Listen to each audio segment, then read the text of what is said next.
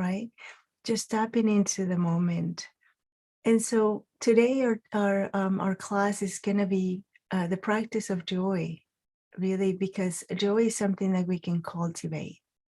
So joy is something that takes practice, that we have to call on, but it's a resource that we all have, right? And so, and it doesn't mean it's not the same as happiness, right? Happiness is a bit, it's something external. Sometimes we say, well, when all this is over, I'll be happy again. I'll be able to see everybody. I'll be able to see my friends freely, go to places. We're reaching out for the future. And sometimes happiness can stay for a little while too, right? There are moments, there's vacations, there's weeks sometimes that are just wonderful. We're truly happy, or in the presence of somebody else, we can be truly happy as well. But joy is this innate capacity that we have to be content in the moment. And so we can say that happiness could be like the goal. So as we start the new year and we have all these goals, maybe all these things that we want to do, we can say that happiness can be like that goal, right, in the future that we're hoping to achieve or to have. And who doesn't want to be happy, right? It's such a wonderful feeling. But then joy can be the intention, right? I often talk about goals and intention separately. So goal is something that we keep in mind. This is what we're working towards, right? Even with our practice, we're working more towards more happiness, right? To really notice our suffering and to hold it tenderly so that we can achieve this happiness at some point. But now joy will be the intention that carries over. So joy is something that we actually have to cultivate moment to moment. And so there is that capacity that we all have to cultivate it. And so that will be our practice today. And I'll talk a little more after we sit together, because it's just, I think it's the most awaited moment to sit together in silence and practice. And now these are guided, these sessions are guided. And so as most of you know, I'll speak through the session, I'll guide, just because it's a little easier when we're in Zoom to have some kind of direction. Otherwise, the mind might go into the withdraw from the call. Are we still here? And it kind of takes us away. So you'll know that you'll hear me from time to time. There'll be moments of space, but there'll also be some guidance. Mostly in this meditation, that will be the joy meditation. So welcome everybody. And yeah, just get ready. Whatever that means. So if it means for you to sit a little straighter because you fall asleep easily, or if you're not comfortable where you are, maybe just finding a pose that is comfortable for you, and I'll do the same. And then just knowing that as we do this, it's okay to adjust your pose if you're uncomfortable, if something is bothering you, if the body is saying shift, that's absolutely okay. But as we do that, we're working also on impulse control, which is a really big practice, part of our practice. So really giving yourself the permission to shift, to move. Yeah. And so when you're all ready, and when you've all chosen your pose, something that's supportive, and you can do this with your eyes open, or you can do it with your eyes closed. If your eyes are open, you can lower your gaze. And this just gives the mind the message that we're looking inward and not outward. So just allowing yourself to settle right here, right in this moment.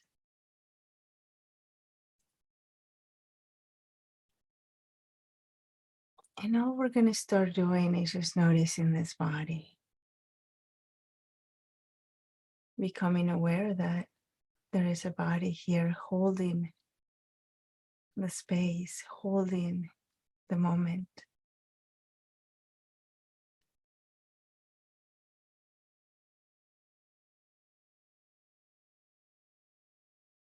And then just noticing if there is any tension, any tightness here in the body.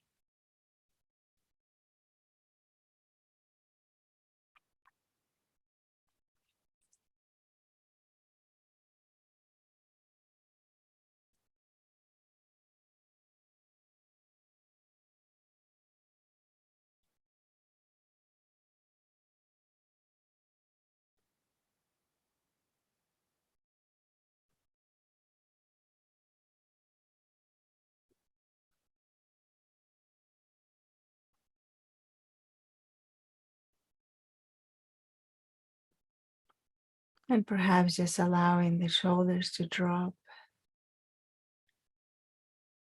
allowing the jaw to release,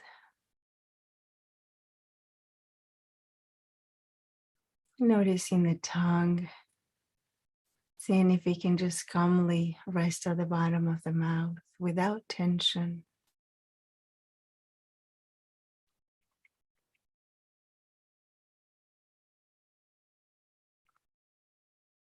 But if you're noticing a lot of tightness, a lot of tension right now, that's okay too.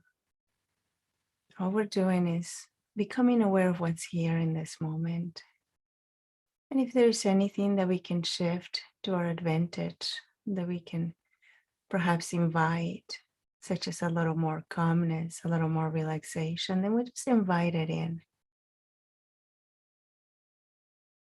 And it might happen and it might not, but things will eventually change on their own.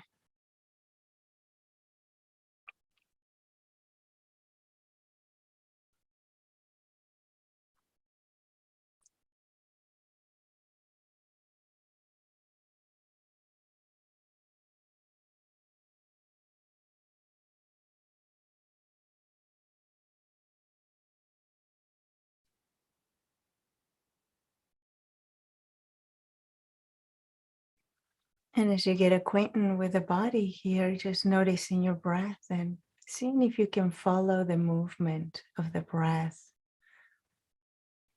sensing this movement in the body.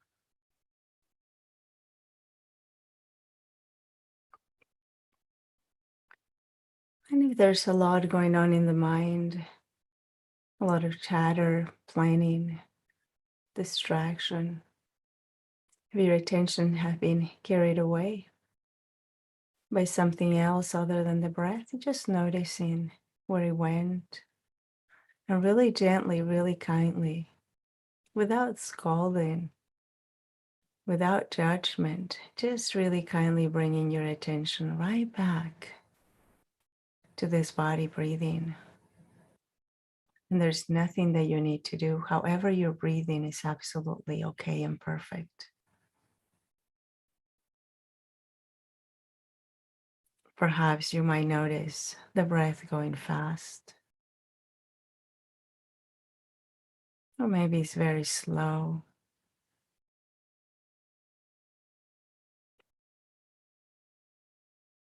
It might be deep or maybe shallow.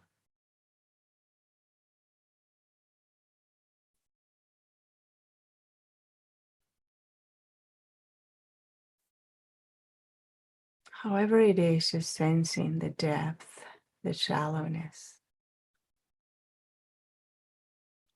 how fast he moves, how slow he moves. Being one with this experience.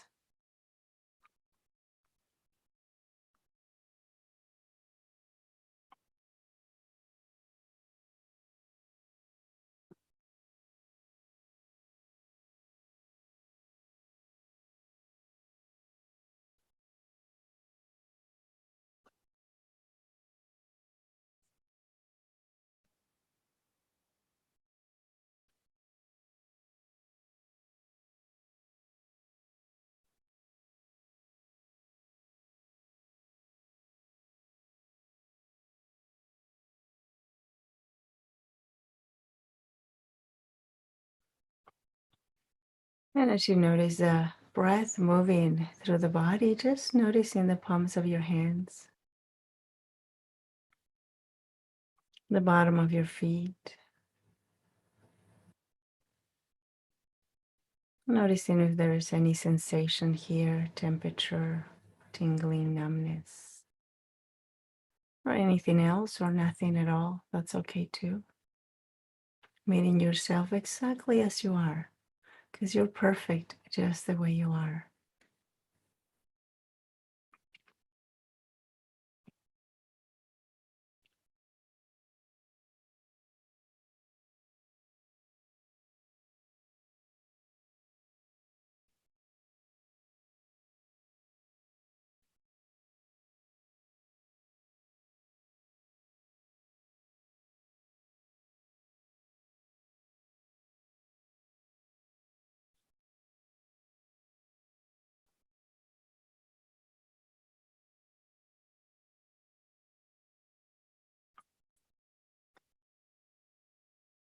And if from time to time you need to take a deep breath, and just taking a deeper than normal breath, if that's okay. Feeling the breath in the body, noticing how the body rises on the in-breath, falls on the out-breath.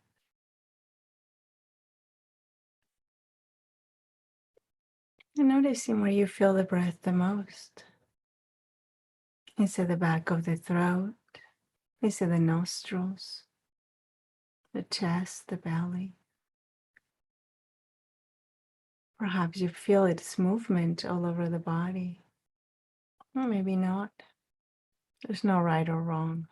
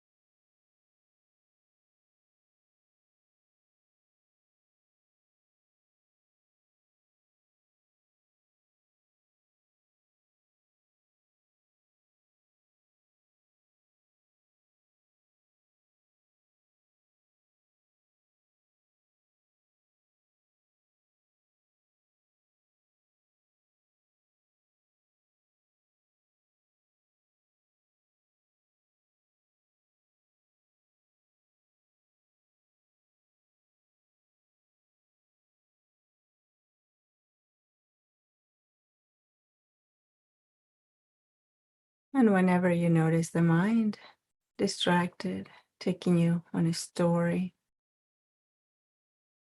every time you notice, every time you're aware of this, it's a mindful moment. It's a moment to be celebrated.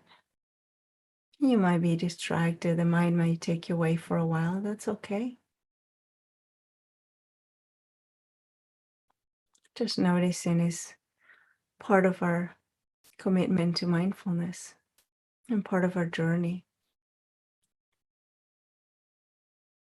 So just having the intention to notice every time the mind takes you away, every time you get distracted, and just coming back to the source of focus. It could be the breath, as we're all doing, or it could be the palms of your hands, the bottom of your feet.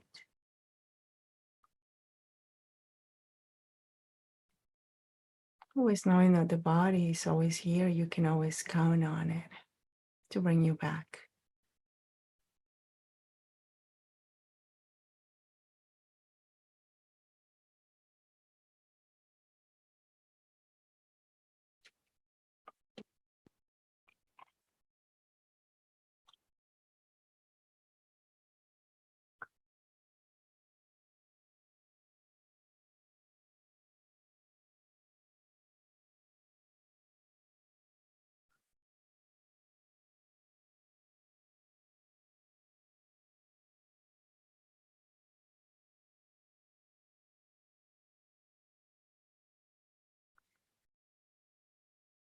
And then really gently, we're going to shift our attention to away from the breath and more towards maybe the recognition or the presence of someone in your life that you care for deeply. And somebody that brings a smile, somebody that you care for, kind of could be even unconditionally in some ways. It could be a pet, a person, a family member, somebody that you admire even.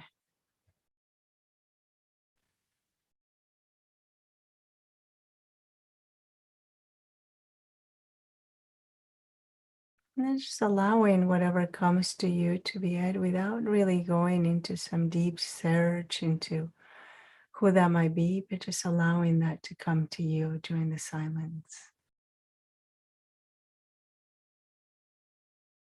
Someone that makes you smile.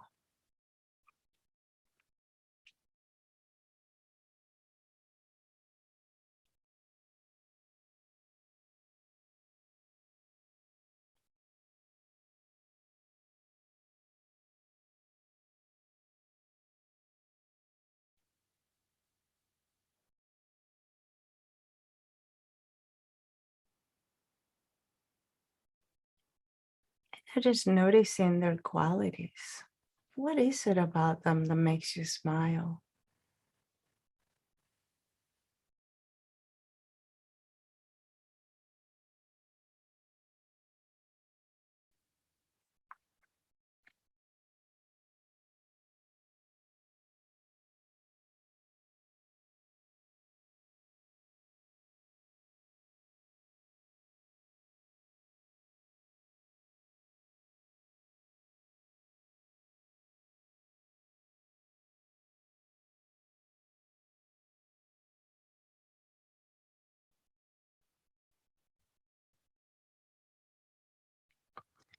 And as you notice their qualities,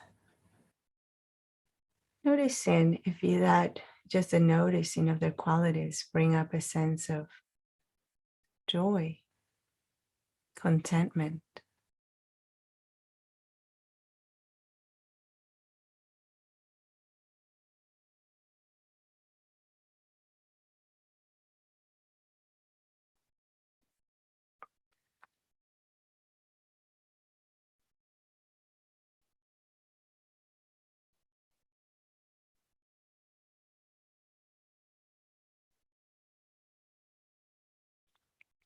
It could be their capacity to love,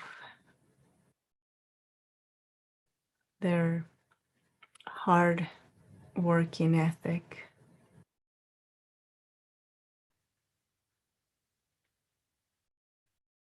Maybe they're funny, so their humor.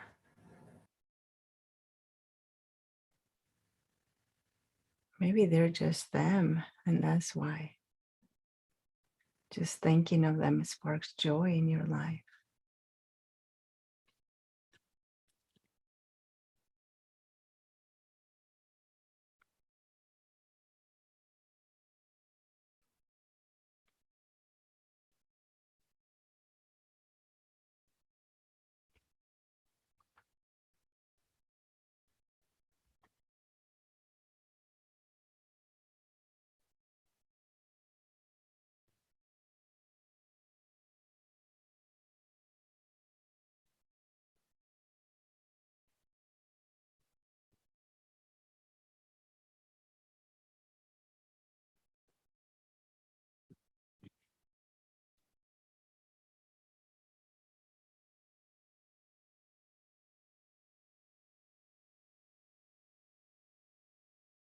And as this sense of joy starts to get cultivated within yourself now, maybe just bringing your attention to you.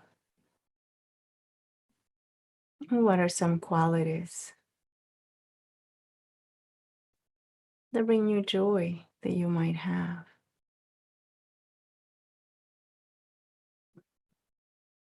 What are some things that you do that even just thinking about them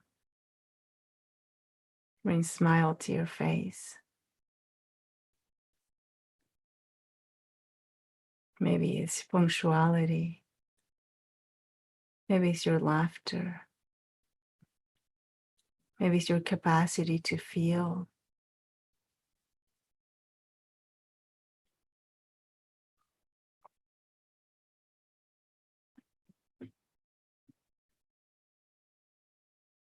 And that's the idea that joy can exist within other emotions as well.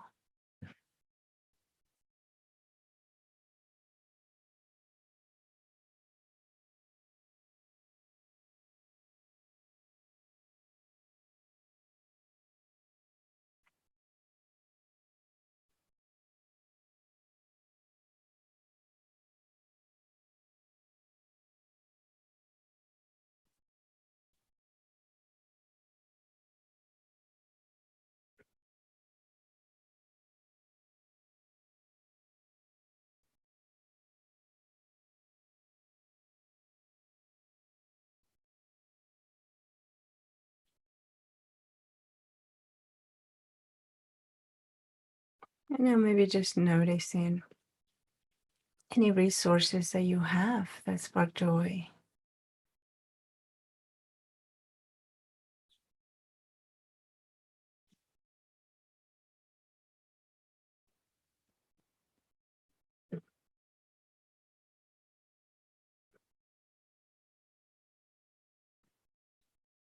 And it could be as simple as maybe having hot water, taking a warm shower, or a cold shower when it's hot, having a park nearby or not, place to walk. And if walking is not available, perhaps being able to hear music.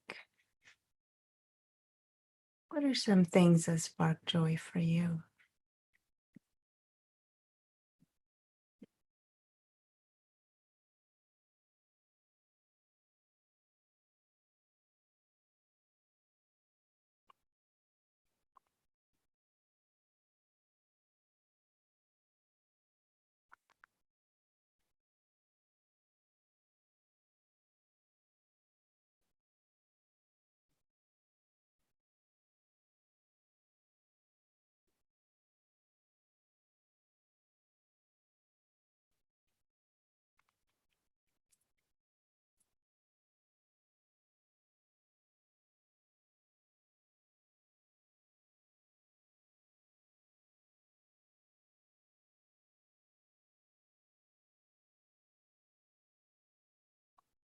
And instead of going through the narrative or the list of things, seeing if you can tune into these activities, these things, and really allow this joy to be present in this moment. Noticing what it feels like to be in this state.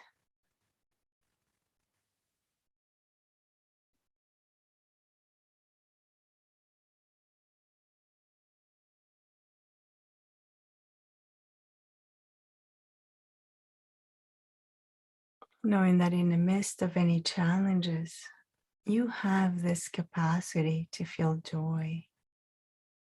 It's innate, it's in you. Nothing and nobody can take it away.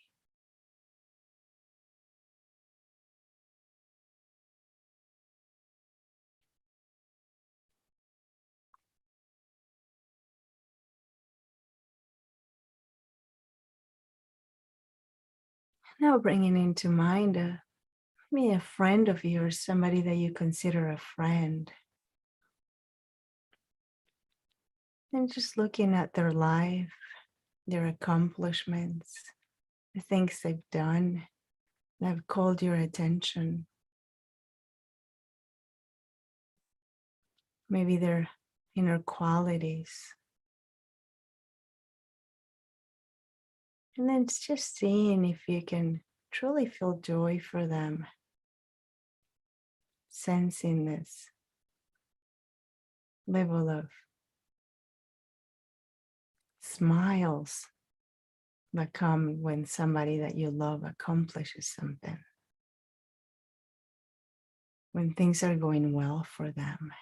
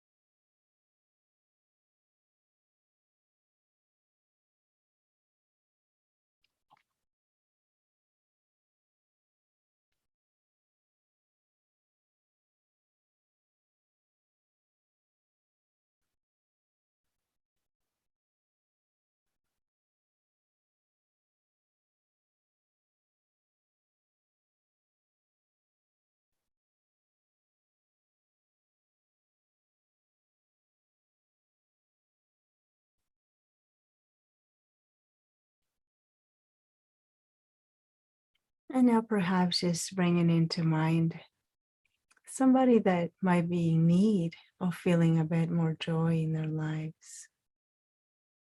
And seeing if you can just bring this person to mind.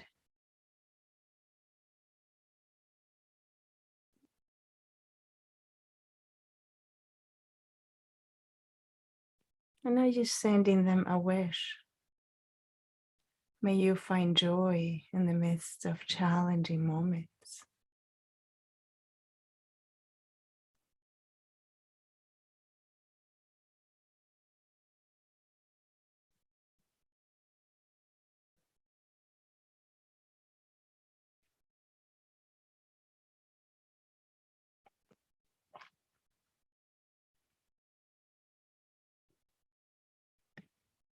And now turning the wish towards yourself. May I find joy in the midst of challenging moments.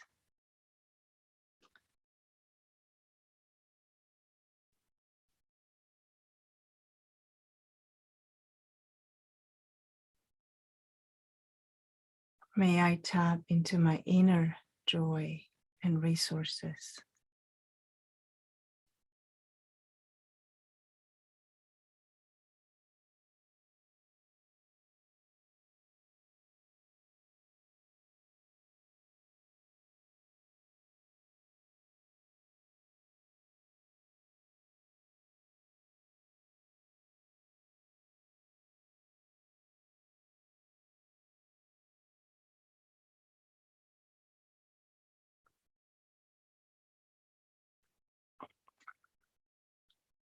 And as we come to the end of this practice, just allowing yourself to maybe take a deeper than normal breath, just a bit deeper than normal, whatever you can do. And on a long exhale, just allowing yourself to bring some gratitude to this moment for taking the time to practice, for supporting one another in this way.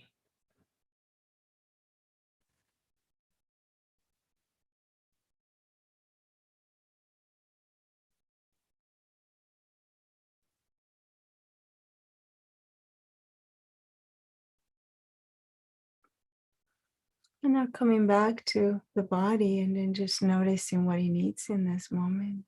If he needs movement, if he needs stretching.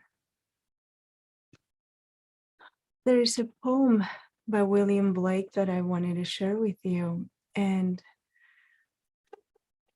it's pretty old English, the way it's written, and my pronunciation might not be 100%, but I'll explain. I looked up some of these words and what they mean, since we're all from different places. And it's called Infant Joy by William Blake. And he says, I have no name. I am but 2 days old. And then somebody asks, what should I call you? I happy am. Joy is my name. And then somebody says, sweet joy befall you. So you happen is what he's saying. Pretty joy. Sweet joy, but 2 days old. Sweet joy, I called you. And you smile. And I sing the while.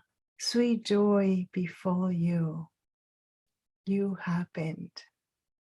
Joy. So this is a poem by William Blake that I really liked. So thank you so much for this. Part of our practice is a formal practice, and often I just talk a little bit about the theme for today. So I wanted to share with you that this theme today was actually inspired by a conversation I had this week with somebody. And so a little bit of just background story. We were talking, this friend and I were talking, and we were talking about this feeling of being stuck. This feeling of, just not knowing how to move forward with, dreams and things and aspirations.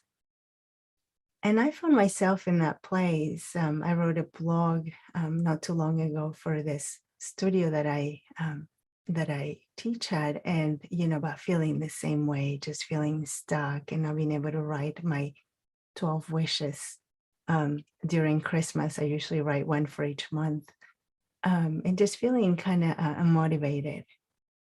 And this can happen. And so as a friend and I were speaking, and they were expressing how they felt, and how in their body there was this heaviness that just weighed down, and they didn't see the way to move forward, and they couldn't free themselves. So it was a constriction, and that happens sometimes when challenging times rise.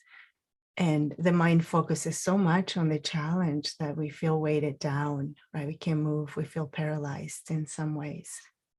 And so as we started speaking and we went on talking about how she felt and all this, it got to a point in which we started talking about what is it that she wanted, right? I mean, what is it? What would make this change? What do you really want? And what came up was just a certain freedom. And so this is, how do you tap into this freedom, right? How do you do that? And what came up for her was something that is really important in cultivating joy. And so she was kind of talking about joy in certain ways. She was saying, well, creativity, you know, it could be music, it could be different forms of being creative. And this is one of the things that I wanted to share with you today, that joy can be cultivated. So even if throughout the entire practice today you felt like, I don't know what this is, I can't feel joy, that's okay. That's okay. Sometimes we're so far from tapping into this inner capacity that it needs to be cultivated. But the good thing is that it can be cultivated, and that it needs nothing else except your inner strength and capacity. And some things that are actually helpful are to be able to have connection. So connections seem to really contribute to this cultivation of joy.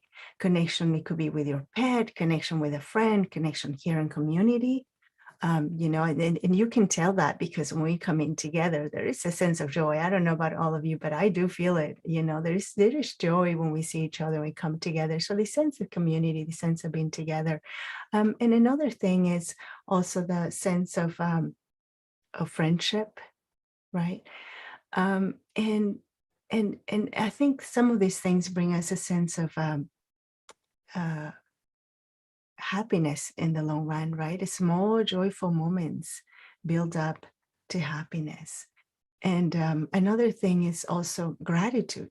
Gratitude is a really big one too, that brings joy, that helps us cultivate joy.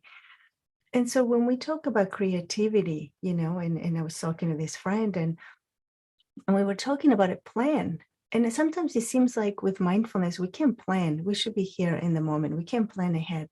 But the idea is more of when the planning gets on the way, the planning stresses us. Now the list that I'm not able to, to come up with, and the list that I need to finish, and the things that I need to do. That's what we're talking about. But if it's, what's called in the world of mindfulness, wholesome qualities, right? If we're cultivating, if we have a plan for cultivating some of this, then we're in the right path to happiness. Ultimately, isn't that what we all want? And so with this cultivation, we can actually create a plan, right? A plan of what is it that I want to achieve, for instance, in this year. And even when it seems so far because of COVID, because of the circumstances and the challenging things that we're living, it might seem like I'm never going to be able to do that now. But just the planning brings joy. Just the sitting and saying like, oh, this is what I want to do, and I'll take this class, and maybe I'll, start with, I don't know, with a drawing because I want to practice art. Maybe I want to write poetry, and maybe I'll start just writing poetry on my own. Maybe a line, at a time. These things bring joy right away. And as I was talking to this friend, she was just talking about these plans, and smile just, shifted completely from, the challenging moment that she was in into this like openness. And when we have mindfulness in our lives, we're able to sense this, just to notice, wow, like I just opened up, right? My arms are open, and when we open, we do this. And it's interesting how when we do this, we're kind of ready to receive, aren't we? Yeah, I see some of you doing that, is right. And so just shifting, such a short little shift. Yes, there you go, Mark. Yes. Just ready to receive, and noticing the smile and noticing the joy that comes with that. And sometimes it's that simple. If we can't think about anything, when we're in moments of challenge, we constrict, we close. This protection. We're closing up, right? We're tightening up. So to just even allow this spreading of the wings, to see the possibility now in a time of challenge. I was reading a little bit about Anne Frank. I don't know if some of you might be familiar with Anne Frank's diary, pretty universal, I think. And I didn't know that actually she wanted to be a journalist. She was a child that died during World War II. And I guess she wanted to be a journalist. This is something I didn't know about her. And so I think what I was reading, and I wrote it down, is that she heard on the radio the Minister of Education of the Dutch government actually saying that the war needed to be that it needed to be conveyed, not by news, not by government, but by true experience, through diaries, through letters. And when she said that, I guess her father had turned and said, he's talking to you, because she wanted to be a journalist, a writer. And this inspires her to write her diary. And so we can see how in the midst of, of so much pain, so much fear, this creativity kind of got her going, it sustained her. There was joy in the, in the diary. There's so many things that she had to pay attention to, right? That were away from what was happening, such as her interaction with this boy that she liked, and, the people in the house that annoyed her, and the little things, that were part of her life in the moment. And there was that writing that sustained her throughout all that time. And this is just a child, and children have that capacity to not think too far ahead. The older we get, the more we get into the habit of really focusing on what's not going right. So sometimes it takes just a little bit of creativity to see the possibility in something else.